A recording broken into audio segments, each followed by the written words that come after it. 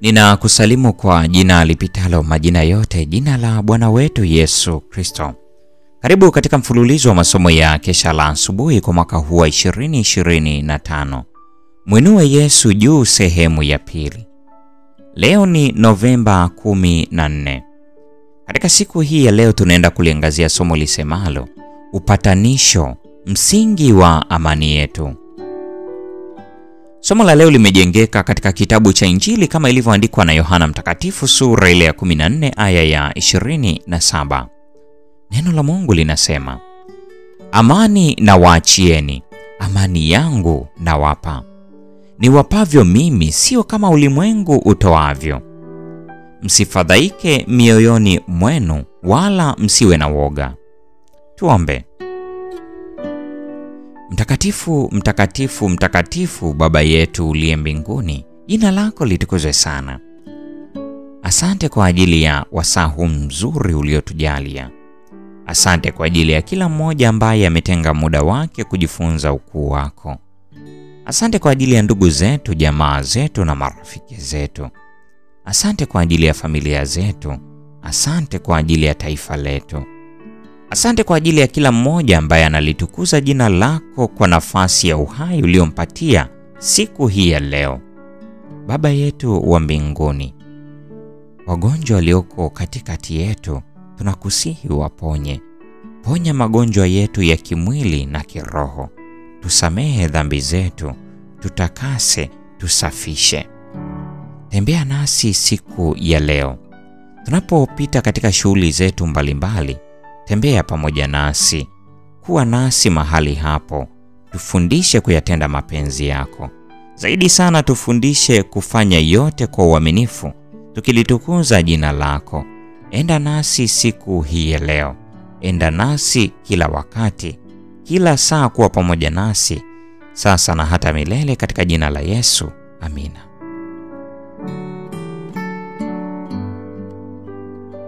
Upatanisho, msingi wa amani yetu. Yesu anasema, amani yangu nawapa. Niwapavyo mimi sio kama ulimwengu utoavyo. Msifadhaike mioyoni mwenu wala msiwe na woga. Imani inayoongelewa na mwalimu mkuu ni kubwa na nyingi zaidi ya vile tunavyofikiri. Kristo yuko tayari kufanya mambo makubwa kwa ajili yetu, kuumba upya asili yetu kwa kutufanya kuwa washirika pamoja naye katika asili yake takatifu. Anangoja kuunganisha mioyo yetu na moyo wake wa upendo wa milele ili tuweze kupatanishwa kikamilifu na Mungu.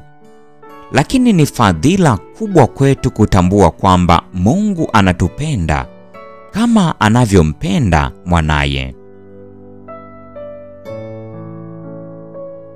Tunapomwamini Kristo kama mkombozi wetu binafsi, amani ya Kristo inakuwa yetu. Suluhu iliyopatikana kupitia upatanisho wa Kristo ni msingi wa amani yetu. Lakini hisia za utusitusi si uthibitisho kwamba ahadi za Mungu hazitimii.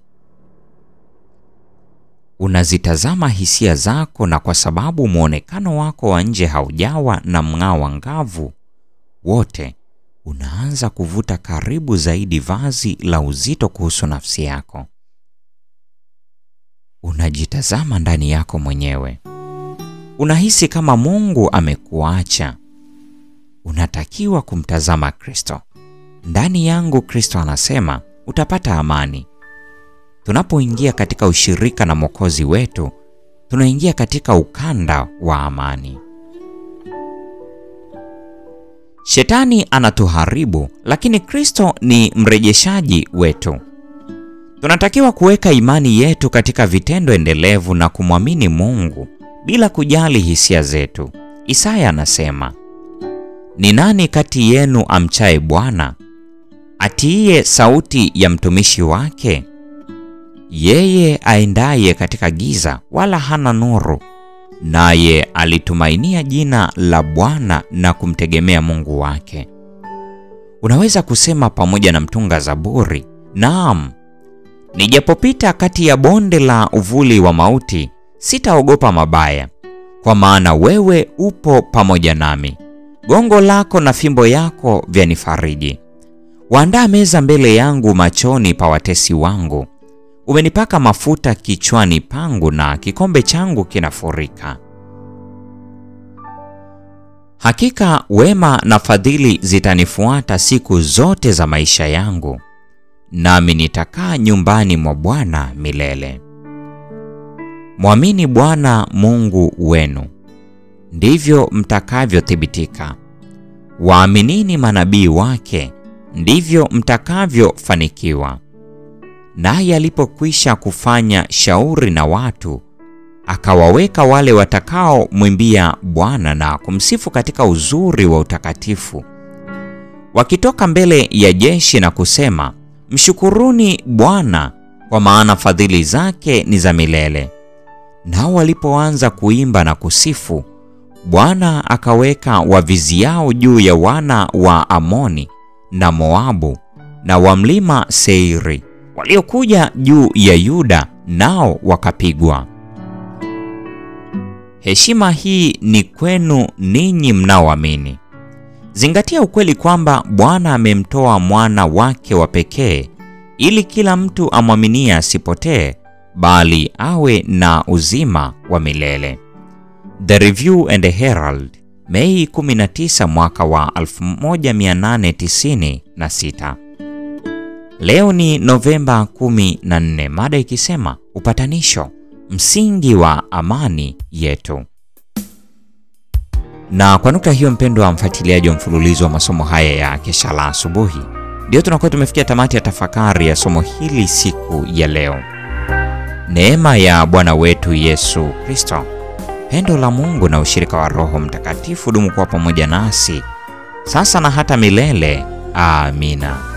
Ikiwa tumwamini Bwana, mbona tumejawa na mashaka kwamba hili atatenda kwa mahitaji yetu? Ikiwa tumwamini Bwana, mbona tumejawa na mashaka kwamba hili atatenda kwa mahitaji yetu? Hatuna mashaka na Bwana kwa atakayotenda mbele, labda tusahau yale aliyoyatenda nyuma, aliyoyatenda mwanzo. Hatuna mashaka na Bwana kwa atakayotenda mbele, labda tusahau yale aliyoyatenda nyuma, aliyoyatenda mwanzo.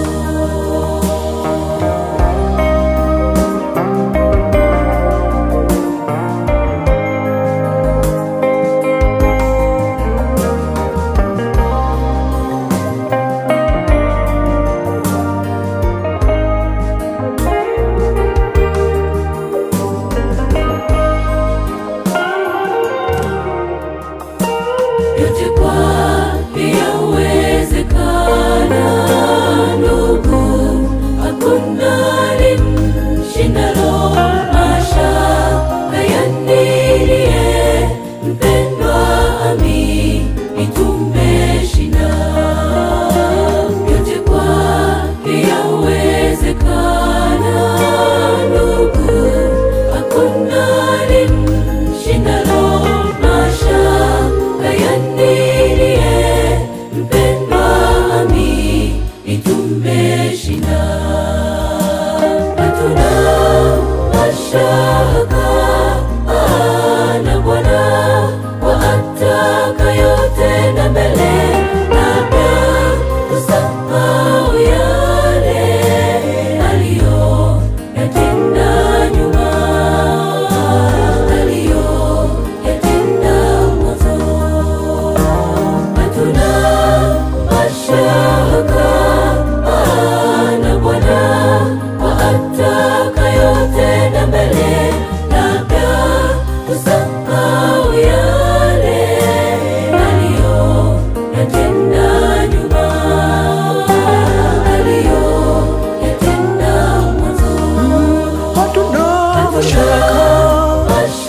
mashaka na Bwana wataka yote na mbele